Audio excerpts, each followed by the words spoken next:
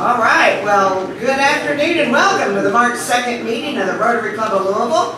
I'm Barbara Sexton Smith, Vice President of the club, standing in for our President Walt, who happens to be sailing somewhere, I think. And in case anybody has other information besides that, please let me know. And it is my hope that in Jean's invocation, she will ask God to bring Walt back home safely to us. Because y'all got me this week and next week.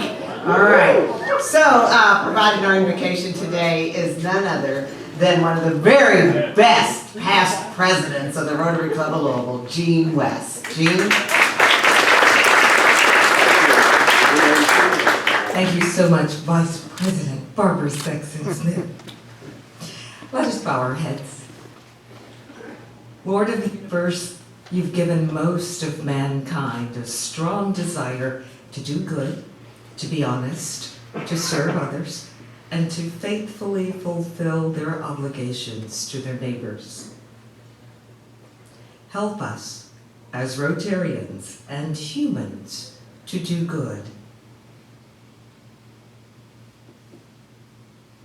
Help us, as Rotarians and humans, to be honest and ethical in all our dealings. Help us as Rotarians and humans to serve others.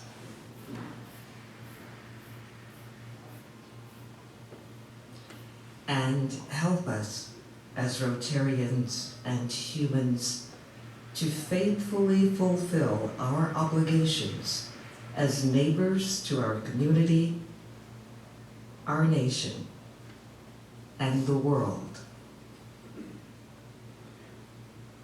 Amen.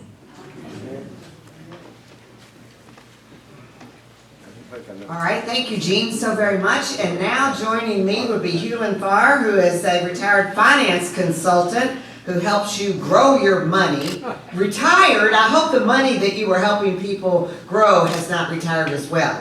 All right. A member of the Community Impact and Youth and Education Committee. Hughlin, would you lead us in the pledge and the four-way test? Good afternoon. Please join me in reciting this hymn. The Pledge of Allegiance. I pledge allegiance to the flag of the United States of America and to the republic for which it stands, one nation, under God, indivisible, with liberty and justice for all. And now let's honor our four-way pledge. Is it the truth? Is it fair to all concerned? Will it build goodwill and better friendships? Will it be beneficial to all concerned? Thank you. All right, thank you so very much. Now it's time for us to learn who our guests are in the room. So Rotarians, if you all would please take this time to introduce yourself, go to the microphone. We have one over here in the back of the room. And guests, when your name is mentioned, if you please stand. All right, Neville, you're up. Hello, fellow Rotarians. I'd like to welcome Dave Bell, Director of Fundraising with Volunteers of America.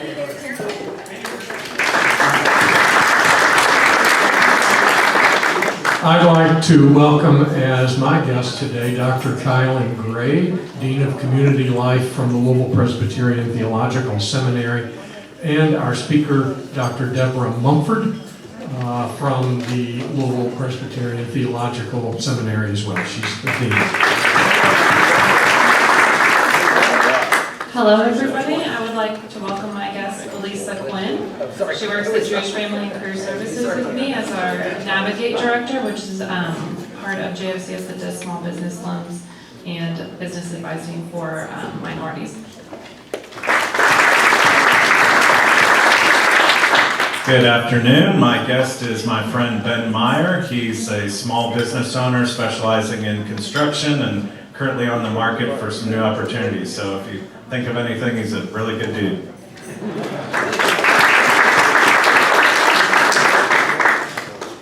All right. Are there Hang any on guests one in the second, room? sorry. Behind. Yes, Dr. Kylan, I don't even know how to say your first name, I'm sorry. Kylan Gray is the Dean of Community Life, is that correct?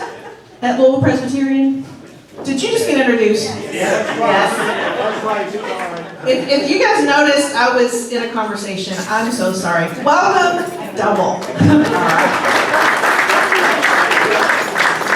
Delene, I know you wanted to run the meeting when Walt was gone, but we'll do this together. We got it. Kylan, it's so good to see you for the third time. And also senior pastor at First Baptist Church of Jeffersontown, right? Interim senior pastor at First Baptist Church of Jeffersontown. So I invite all y'all to join Kylan and me at church on some Sunday. All right, here we go, Rotarians. In the spotlight is none other than congratulations to Devon Holt, because Devon was recently honored with the Icon Award at the 100 Black Men Louisville Night of Excellence Gala at the Seal Box. So let's all give Devon a round of applause. All right, now for the moment you've all been waiting for. It is that 5 minutes where we get to have networking, where you're going to turn to your folks at your table, have a conversation with somebody that maybe you haven't talked with in a while. I'll come back up here in 5 minutes and try to corral everybody back into the meeting. Thank you.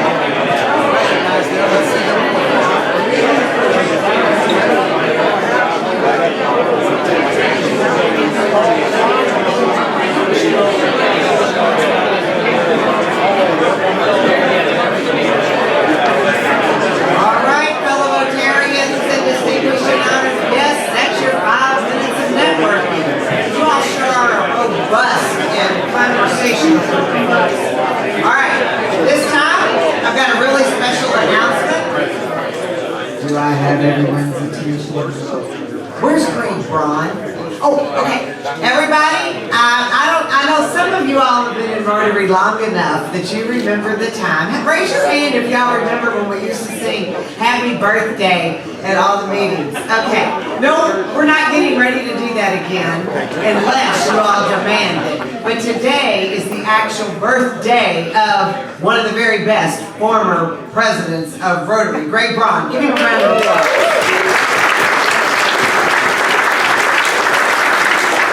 And I've got this really cool idea for Greg's birthday, you all. How many of you all know how old our club is this year? Raise your hand. Okay. Gene, how old is our club? Exactly. We're 111 years old. We're the 45th club in the world, and Greg Braun is selling 111 tickets right outside that door. For how much? For $111. That's why. And the lucky winner is going to get to go to some amazing destination of your choice, provided that it is on Greg's approved list. Right, Greg? Something like that. Well, your check is your approved. You got to look at Sparks to see where you can go. They're fabulous. And then the other thing is, don't forget, Greg is putting on the most amazing show at our big fundraiser up at the Botanical Gardens, and all it costs is $125 to buy a ticket to go to that. So, Greg, thanks so much. Another round of applause for being a great Rotarian. All right, at this time, I want to ask Lori Bottager to join me up here because she's going to give us a brief update on the DePaul School. You ready to go? Ready. All right, welcome her Rotarians.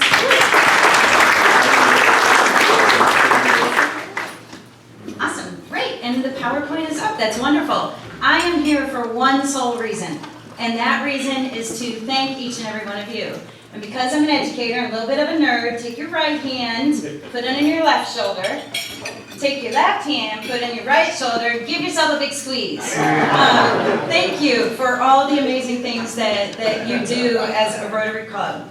I'm thrilled to be a member, and 20 years ago, not to the day, but to the year, the Rotary started DePaul's The Party for DePaul. And I believe that last week, a couple of folks won some tickets to our event, and a couple more will win them today, and we hope you will join us. If you go forward, do you mind filling? Great. The DePaul School, quick update. We are a K-8 school that serves kids with learning differences. Most typically, those learning differences are dyslexia, ADHD. Those are often comorbid, and comorbid doesn't mean bad. It just means that they're hidden superpowers that these kids have. How many people in the room know Tony Kemper? I am his successor, yes. So another wonderful, wonderful past president. What we do at DePaul School is we teach students three things. We teach them actually how to learn. Most schools say they do that too, but we really teach them the science of learning so that they can make their unique brain design come into what many of us just do naturally. We teach them how to be independent, how to go about their business on their own, and to be able to advocate for themselves and what they need, and we teach them how to be successful. Oftentimes, before the kids come to us at DePaul School, the schools they've attended have told them they are not good learners. And that is so very far from the truth. So there are 5 parts of how we educate our kids. We call them our 5 pillars. I would like every one of you to come to school and see those 5 things in action. Explicit instruction, multisensory activities, attention-based learning, practice-rich opportunities, and structure. Currently, we are 53 years old. Our founder, Sister Ann Rita Mock, she 5 decades plus ago, she recognized that these children were incredibly bright, but they just couldn't read. And she was a lot like me, but much more strict. As a nun, people would ask her all the time, how come you didn't open a Catholic school? She said, the learning differences don't discriminate, so why would we? So to this day, we are trying to serve as many children in Kentuckiana as we can on campus who were born with the blessing of a learning difference because their superpowers are just hidden. We can teach them to read, We have 170 kids on campus. We have a flexible tuition model, which means that the tuition is set according to a family's economic profile. So if any of you know kids or families who have kids with learning differences, I've got a couple of annual reports with me. I've got a couple of brochures in the middle of your table. There is an invitation to this year's party. If you turn it over, there's a QR code. We hope you'll join us. And if you go to the next slide, if you see your name on this board, you might have to make it bigger because I don't know if everybody in the back can see it, but this was the original planning committee 20 years ago. My understanding is Walt, who's out sailing, which we won't hold that against him, that his first project in 2011 when he started in the Rotary was to serve on the Party for DePaul Planning Committee. So again, my sole reason for being here is to thank you, to invite you to come see us, to join us at the party, and we will keep on keeping on the good work that you started with our fundraiser, and we will keep on keeping on the good work we're doing on behalf of kids in Kentuckiana with learning differences. Thank you for listening. All right, Laurie, thank you so very much. All right, now, Rotarians and guests, help me welcome Chris Manzo up here. Chris is our owner and principal of Sandbox, and it's a design collaborative, and he's also co-chair of new membership and engagement. I think Chris is going to introduce and pin a new member for us. Chris? Thank you, Vice President Barbara. It's always just exciting and encouraging to see new members come on board here at Rotary. Things have been happening at a quicker pace coming out of COVID, so that's very exciting. And today we are fortunate to welcome Kenya Wade. She's the founder and president of Cycle Breakers Breaking Chains, Inc. Kenya is a native of Louisville, Kentucky. She received a master's of social work from Spalding University in 2018. Congratulations. She's also the proud grandmother to a bright and handsome 3-year-old, but she absolutely does not go by the G word. She affectionately is known as Duchess. Duchess is the name. It's awesome. She describes herself as a social worker, therapist, inspirational speaker, life coach, mentor, and leader, consultant and advocate for the oppressed and marginalized. And I think you're going to have a great home here in Rotary. Those are values and life choices we value here. Kenya, I'd like to welcome you to Rotary. This is your official Rotary pen. Please wear that when you come to Rotary here and out in the community. Let's all give a big round of applause.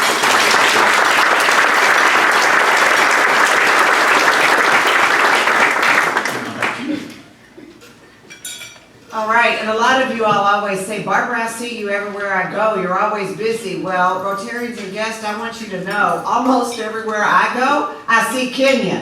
So Kenya and I have become very good, close friends in the last several months. And Kenya, welcome to Rotary. I am so delighted and honored that you are with us. You just make our club that much better, darling. I appreciate you so very much. All right, Rotarians and guests, I want to now invite to join me at the podium the one, the only, our very own, Dick Clay. Dick is the president and CEO of the Filson Historical Society, sustaining member, and a Paul Harris Fellow. Dick, you're going to introduce our speaker. Thank you. Thanks, Barbara. I want to tell you that the Louisville Presbyterian Theological Seminary is near and dear to my heart in that over the years of my law practice at Dinsmore, I represented its board. My wife is a graduate. We dated on the seminary's campus when she was the seminary intern at Second Presbyterian Church, and she now chairs its board. And our daughter, Mary, is getting a master's of marriage and family therapy at the seminary. So you'll pardon me for being unduly biased as I introduce our wonderful speaker. Debra Mumford is currently the dean of the seminary. She is the Frank H. Caldwell Professor of Homiletics and a director of the Money Matters for Ministry program. She's a graduate of Howard University with BS. She has an American Baptist Seminary of the West degree in MDiv, and she received her MABL and her PhD from the Graduate Theological Union at MABL. I misread that, I'm sorry. And then she is an ordained minister in American Baptist Churches USA and an affiliate minister with the Alliance of Baptists. She joined the Louisville Presbyterian Seminary faculty in 2007. She majored in mechanical engineering at Howard and worked in engineering before answering her call to ministry. Dr. Mumford served as a youth pastor, associate minister, and church administrator in several congregations in the San Francisco Bay Area. Her scholarly interests include African American prophetic preaching, prosperity preaching, eschatology and the reign of God, and preaching and health. Since 2008, Mumford has served as a mentor for the Louisville Youth Group, a grassroots organization that provides resources and a safe space for gay, lesbian, bisexual, transgender, and questioning young people ages 14 to 20. Dr. Mumford.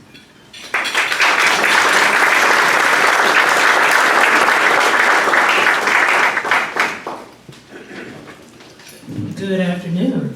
Good afternoon. It is a pleasure and privilege for me to be here with you. This is my first time at the Rotary Club, and I'm learning all kinds of things. So thank you for the invitation, and you appreciate the time you've allotted me to speak and share a little bit about the seminary. So what I'd like to do is just to spend a few minutes today talking a little bit about our past, how Louisville Seminary even came to be, a little bit about what is happening now at the seminary, and where we want to go in the future. So we'll do that.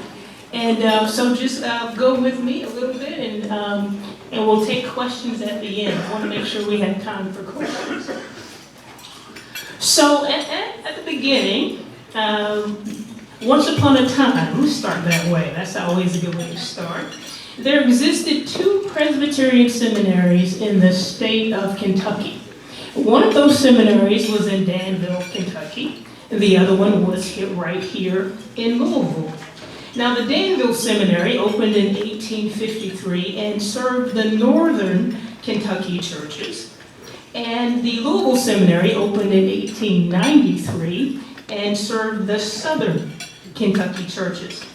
The Danville Seminary was part of the old school General Assembly of the Presbyterian churches, and the Louisville Seminary was part of the Synod of Kentucky. Louisville Seminary, if you look at this picture here on the right side, when the seminary first started, held its classes in the church, the Second Presbyterian Church on 2nd Street downtown. Now, Danville Seminary was founded by this guy. His name is Robert Breckenridge. He was a lawyer, a politician, and a Presbyterian minister. He was a member of the Breckenridge family of Kentucky. We've heard that name, correct? Son of Senator John Breckenridge. Now, Danville Seminary, once upon a time, was doing pretty well financially for quite a few years. And they had consistent enrollment, and everything was going along okay. And then the Civil War happened. And Breckenridge decided to take a stand. Now, just to be clear, he did not take a stand against slavery. I want to be clear about that. He, in fact, thought slavery was allowed by God. It was a condition of human fallenness. He took a stand against secessionism. He believed it was wrong for states to secede from the Union. The Union, after all, should be kept together at all costs. So for those, he wanted to, and for the old school General Assembly, create a type of a litmus test. And so for anybody who wanted to do ministry and be part of the churches in the old school, he said, okay, so they have to answer some questions. So the questions are, one, how do they feel about slavery? And two, do they want to keep, are they pro-union or pro-confederacy? And because he decided to have that litmus test, just also for the records, Kentucky at the time was a slave state. Even though there were some pastors and people in general who were against slavery, the state in general was pro-Confederacy. So because Breckinridge took that stand, the Danville Seminary never quite recovered from that, even though they continued to exist for another 30 years. So, in 1901, these two seminaries both were undergoing some financial challenges, shall we say. Danville Seminary was challenged because everybody was sending their students and pastors to the Louisville Seminary because he had taken that stand. And the Louisville Seminary was having financial challenges because they had too many students and not enough money. So that's a nice problem in a way, right? So too many students, not enough money to meet all of their needs. So in 1901, they worked with the Kentucky General Assembly to bring those two seminaries together to form one seminary. And that seminary became the Presbyterian Seminary of Kentucky. And now, it is located on First and Broadway. Now that building did not come into existence until 1907. But it was renamed in 1927 as the Louisville Presbyterian Theological Seminary. So that is a little bit how we came to be, but there's more, of course. That's just the beginning. So now it's important to know that seminary education in those days was developed to meet the needs of white males. So this is a picture of some of the class in the early 1900s as they were meeting in that building on First and Broadway, dining together. Things have changed quite a bit since then. So one of the major things that happened at the seminary is the hiring of faculty who began to teach the Bible very, very differently. Now, at one time, before 1940, the Bible was taught in a particular way, with an emphasis on revelation. So what I mean by that is it taught people to approach biblical interpretation in a way where people would read the Bible, sit with it, and if they sat long enough and were open in their minds long enough, they would hear what God was telling them to say. Also, every word in this particular approach to interpretation, every word of the Bible was true. One could not question the Bible or critique the Bible in any way, and it was without error. So that was the way the Bible was taught prior to 1940. But then in 1940, the seminary hired this guy named Robert Ogden, and he brought with him historical criticism. Now, historical criticism is a very different approach to the Bible. It is an evidence-based approach versus a revelation-based approach. Now, in an evidence-based approach, it means that questions are asked, like, when was this text written? Who wrote it? What were the circumstances in which it was written? All of those questions. Prior to that, people didn't ask questions of the Bible because it was believed that you just take the Bible the way it is, don't ask questions, right? And so Robert Ogden began to teach students the historical critical approach, and that brought a whole different way of thinking to the seminary. Also, if we look at this is followed by George Edwards. He was another person that had the temerity to teach this historical critical approach with the New Testament. And he was quoting people like Rudolf Bultmann, Albert Schweitzer, and these, in some circles, was just heretical to even think about teaching the Bible that way. Now, I have to pause here because when I went to seminary on the West Coast, it was this approach to biblical interpretation that got me hooked on theological education. Why? because I grew up in Eastern North Carolina, pastor of a Baptist preacher, and my Baptist preacher's father said, you know, you take the Bible the way it is, you don't ask questions. And it's like, to me, that was no fun, right? And then I went to seminary, and I learned that if somebody could teach me to ask critical questions of the biblical text, if I could do that, then it just seems like I could ask questions about anything. It was the most liberating experience I ever had. I could ask questions about the Bible. The earth will still continue to spin on its axis just the way it always had. But then I could also begin to think critically about so many other things. And that hooked me into theological education. I had to do more and more. That's why I went. It's I got a Master of Divinity. It's like, no, that's not enough. A Master of Arts and Biblical Languages. Let's do some more.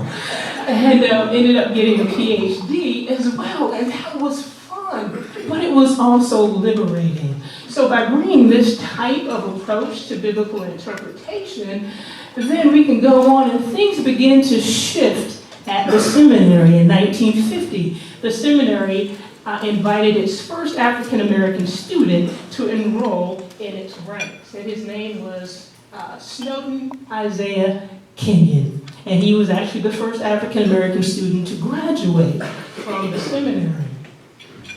Dora Pierce in 1961 became the first woman to graduate from the seminary. That's pretty awesome, right? 61, that's pretty good. Not too bad.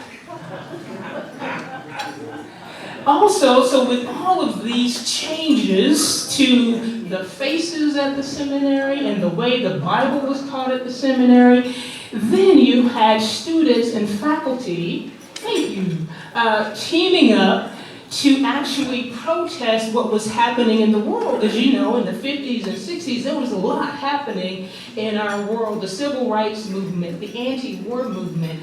And what we found is that there were students and faculty at the seminary who did not just stay at the seminary, but they went out on the streets of Louisville and throughout Kentucky to raise their voices in protest of the segregation that was happening in Louisville and all over the country.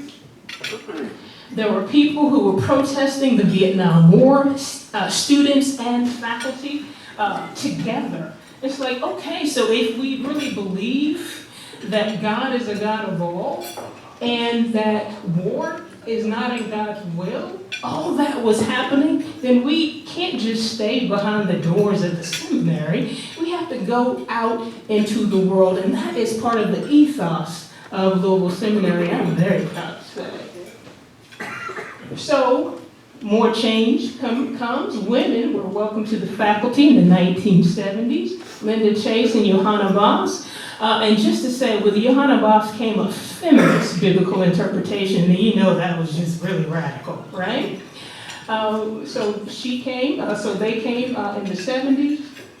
In the 1990s, African Americans were welcomed onto the faculty. Stephen Ray, Scott Williamson, Dale Andrews. They brought with them their particular takes on theology, ethics, and also homiletics and preaching. Now, it's important to also talk about the approach that people took to mission and evangelism. In early days, mission and evangelism was done not only to introduce people to Jesus Christ, of course that was the overarching purpose, but there was also this enculturation process that went along with missions.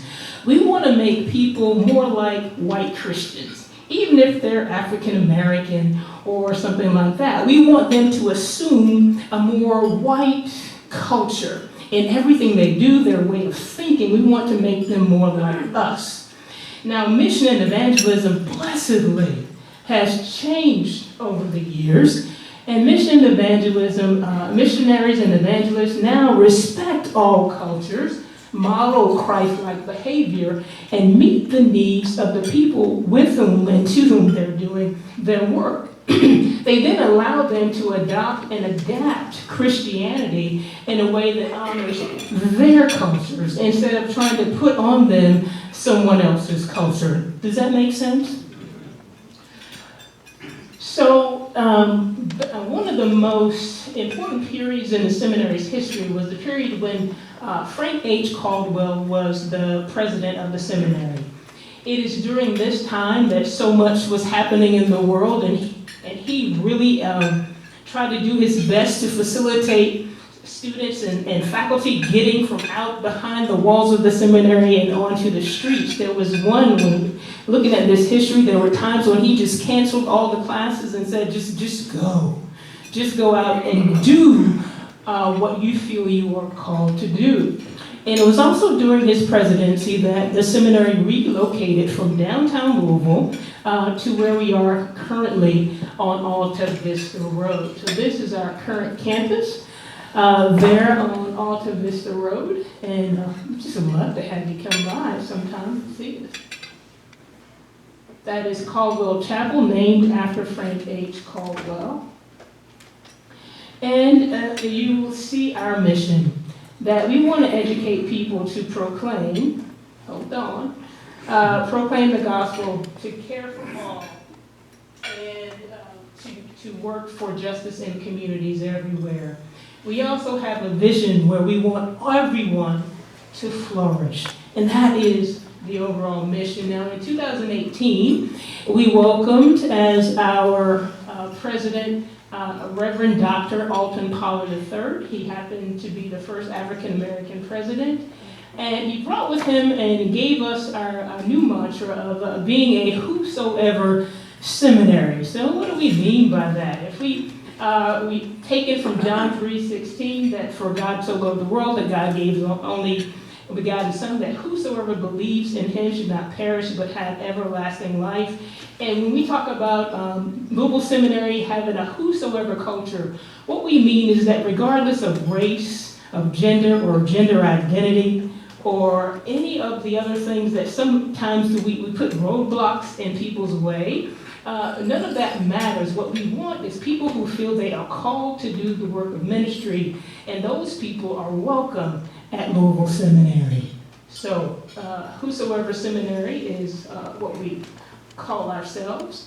Now, in 2020, we became one of the first seminaries and divinity schools in the country to work with our accrediting bodies and make as a condition of our ongoing accreditation seeking to be an anti-racist seminary.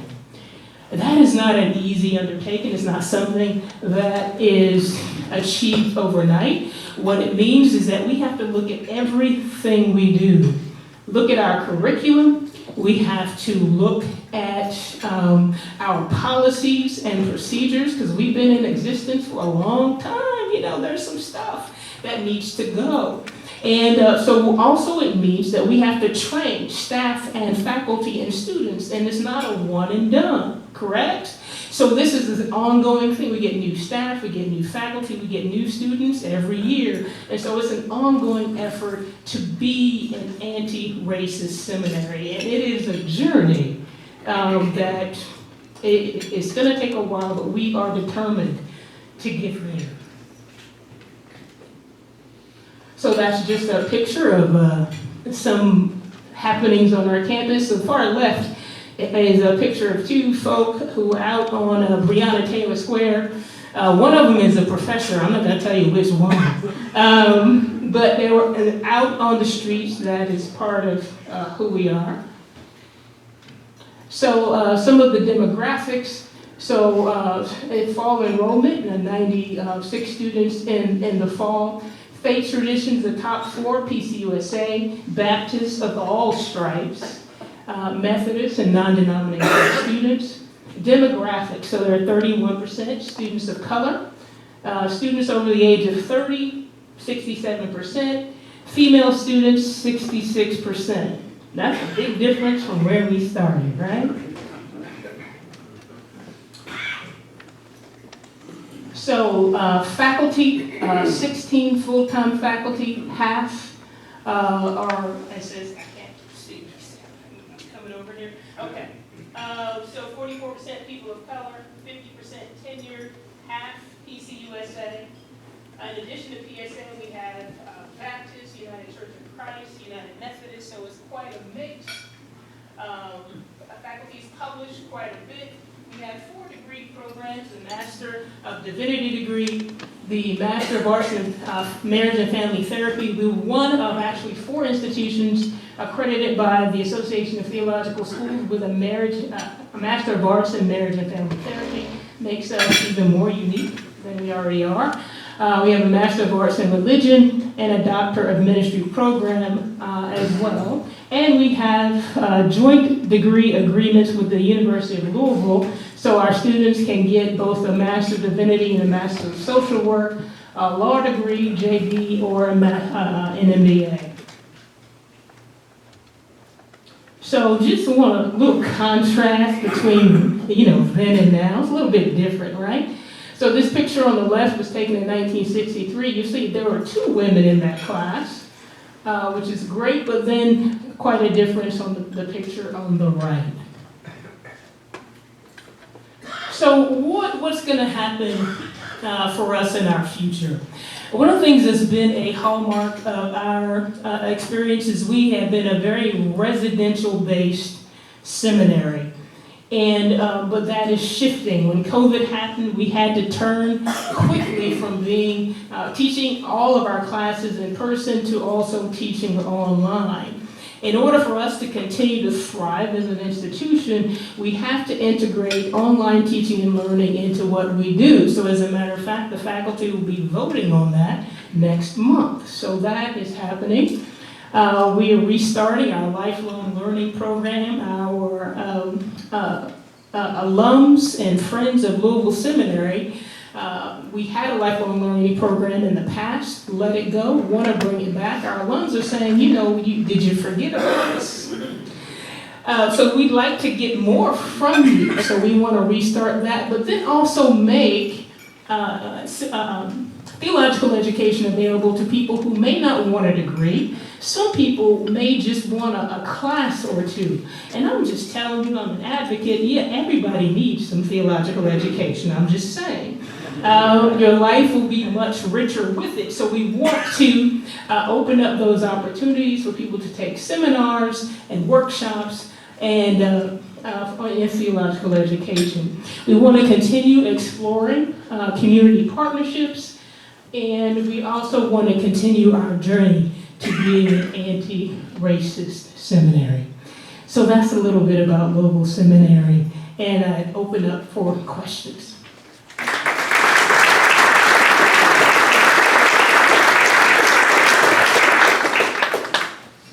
All right, fellow Rotarians, you know what to do. Make your way over to the microphone. We have it over here, and introduce yourself as you're beginning to think about what your question might be. You've given us a lot to think about.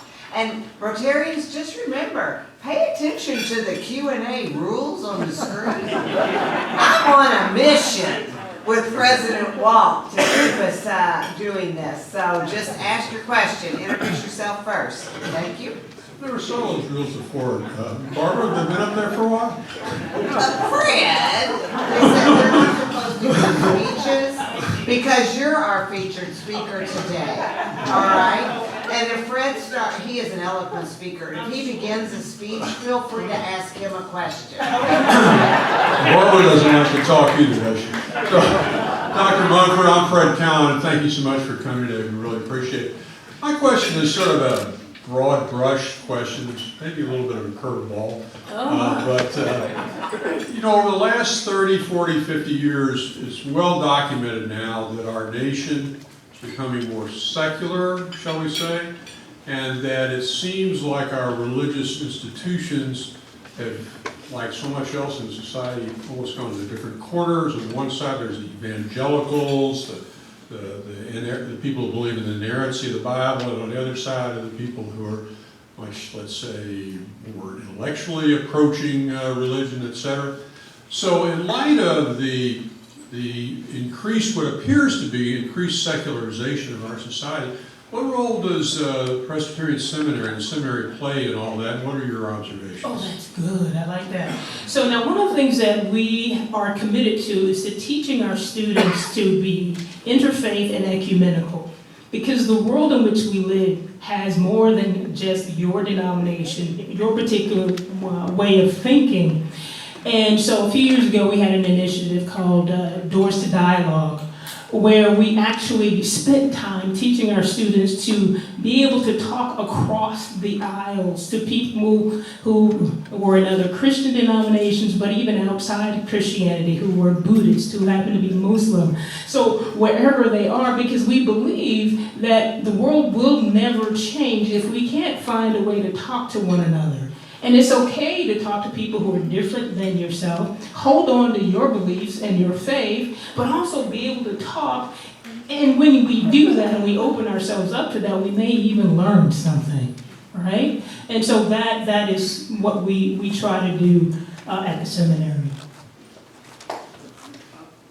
Hello, thank you for coming today. My name is Joan Hannon, and my question is around the developing an anti-racist institution.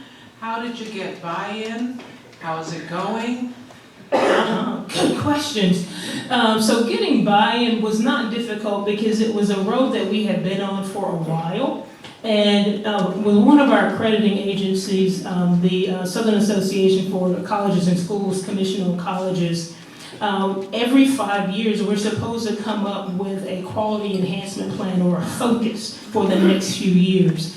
And so since we had been on a trajectory of making sure that we diversified faculty and student body, that we had been looking at our curriculum already, making sure that all voices of different types of scholars were represented in the scholarship, so students didn't just get one perspective in the classroom. We had been on that trajectory.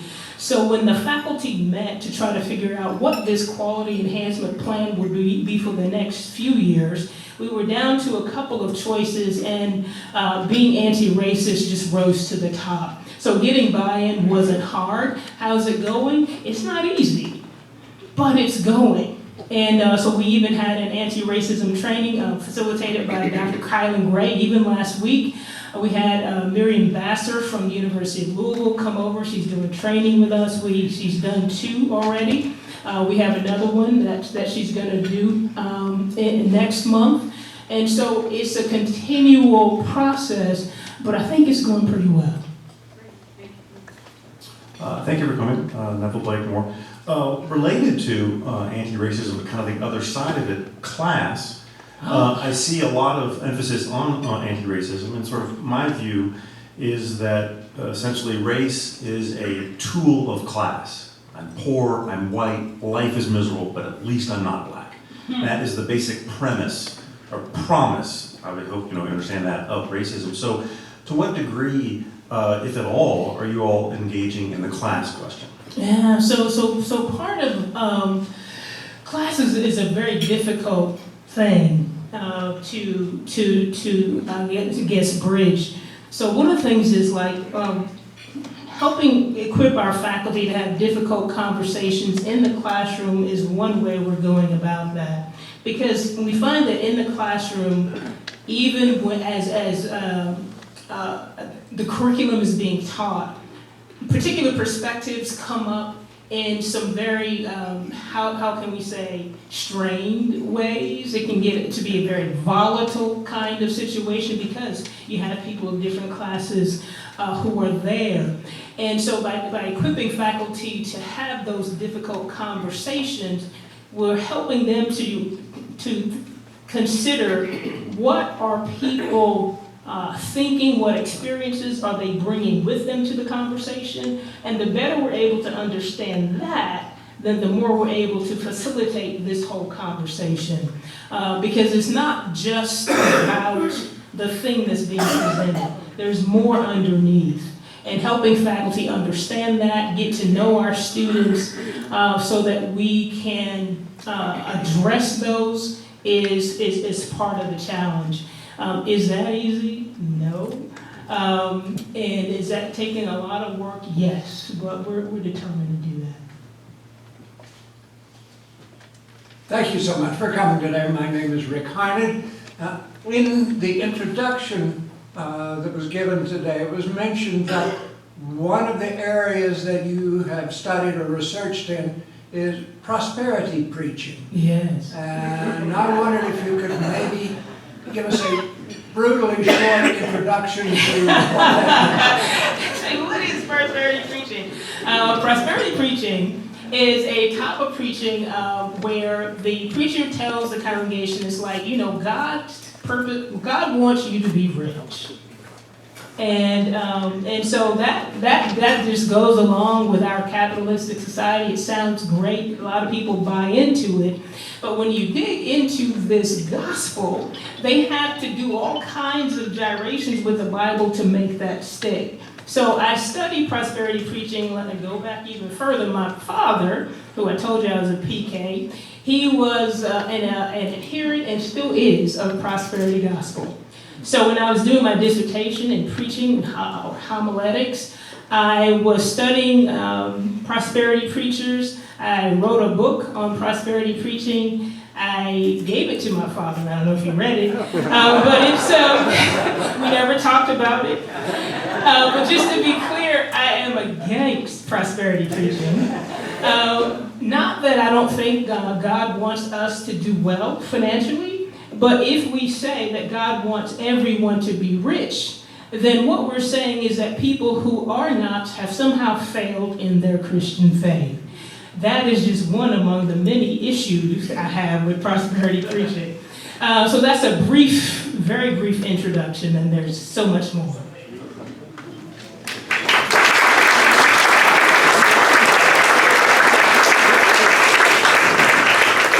That was really wonderful and fun and informative and delightful, and I think I'm interested in the lifelong learning that you talked about. Okay, I think I'm on my way to this seminar. All right, so we have a very special gift and honor that we want to give to you, and our club right here in Louisville, Kentucky, we are the 45th club in the world. There are 47,000, right, Delaney? 47,000 Rotary clubs all across the world. We are the first club to design and develop and implement a finance model for first-time homeowners, and we just started this in our community. And we are going to make a $500 gift in your name in honor of you to the West Louisville Housing Initiative. So congratulations. All right, and because you are our featured speaker today, you are the lucky winner of the one that gets to draw the tickets and read the numbers. Okay? Draw one ticket. Now, the lucky winner is going to win 2 tickets, 2 sets of it says 2 sets of D-Party for D-Paul tickets. How many tickets do they get? D-Party for D-Paul, you get 2 each, so we're going to do 2 drawings. And Oh, each winner gets 2. got it. You got that, Dr. Mumford? Yeah, first number. Got it? 2420455. Oh, woo! Ladies and gentlemen, the first time ever in the history of the Rotary Club of Louisville, the first ticket drawn was a winner. Dr. Mumford, that means no one left while you were speaking. That's a really good thing. Okay, all right. So the next one, 2420453. I got 5 too.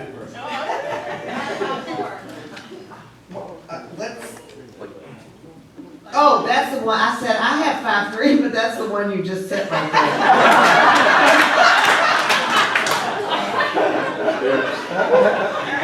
I tried. Okay, 2420450. I got 5 too. Some of us have a hard time seeing and hearing, and no one laughs. I watch the doors. I was paying attention. Tracy keeps them out there, Okay, one more time. 2420502. Neville, did you say your last number was 2?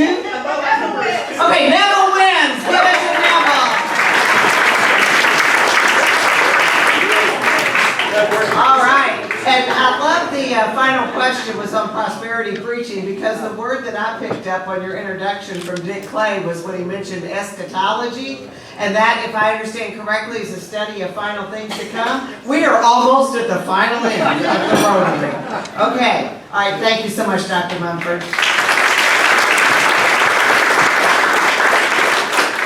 All right, you guys, next week we have a really exciting, another exciting and very special guest speaker. It's William Taylor, who is the former ambassador to the Ukraine. And right here on the 1-year anniversary of the war breaking out here in Louisville last Friday, we had just a wonderful, wonderful coming together and showing support to Ukraine right here in downtown Louisville. So Rotarians, please come and bring a guest to hear what William Taylor has to say.